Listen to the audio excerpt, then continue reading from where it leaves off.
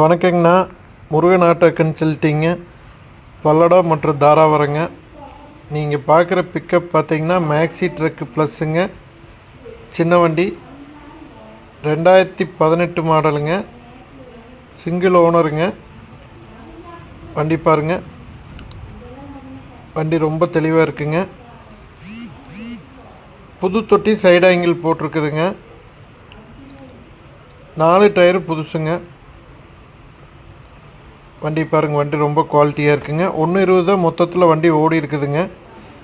FC 2 வருஷம் எடுத்து கொடுத்துர்லாங்க.